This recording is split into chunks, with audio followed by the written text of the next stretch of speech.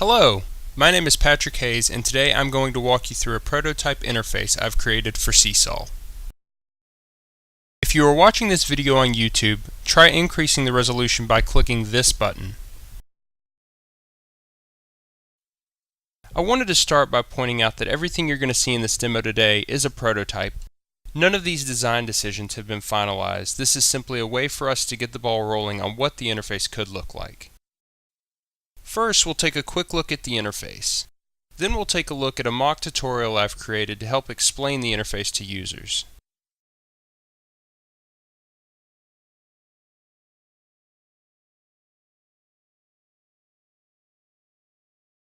One of the things that was important to me when developing the interface was making sure that the interactivity was grounded. By having this tablet computer that serves as a common workspace for the student and the agents, we create a reason for the images and the media to be appearing on screen. Another issue that this tablet interface potentially solves is what I've started to call the floating head problem. Many agent-based tutoring systems will present agents that aren't fully embodied, potentially making the system seem more artificial than if you had a fully embodied agent. However, with this tablet design, we give the illusion that the agents could be fully embodied. Let's move on to the interface tutorial so we can get an idea of how the interface will actually work.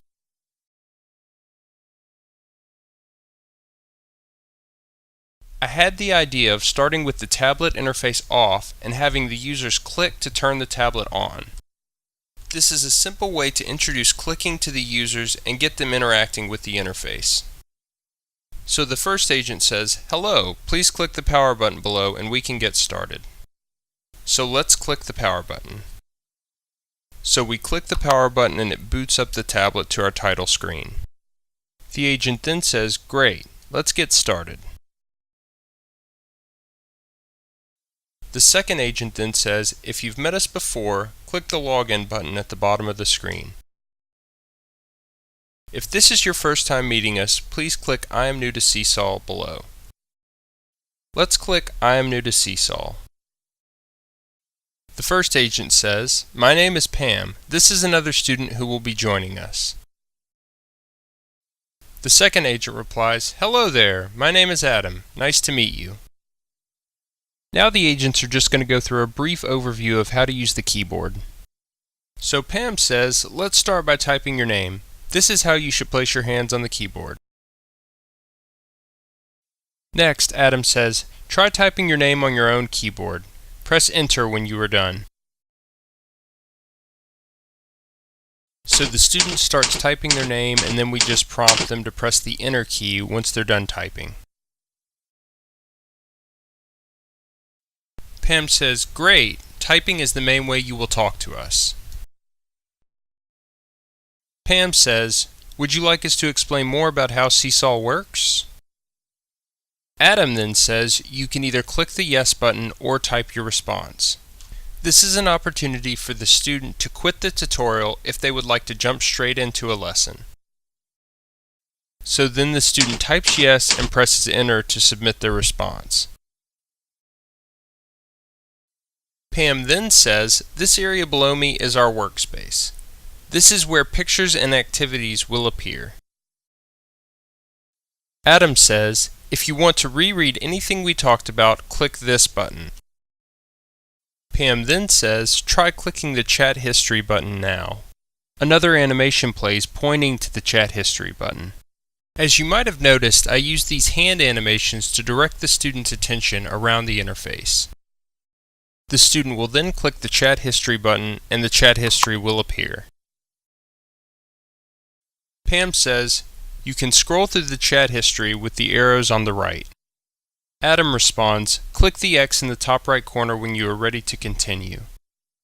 The learner's input would also be tracked and recorded in the chat history. I also had the idea of letting the learner backtrack through the lesson by clicking the chat bubbles of the agent's speech. Let's click the X to continue with the tutorial.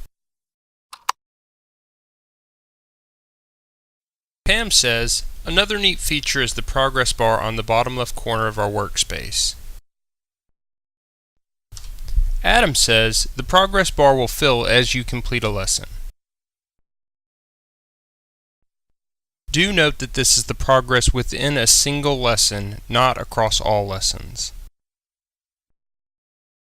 Pam says, if you ever want to pause, just click the home button at the bottom of the interface.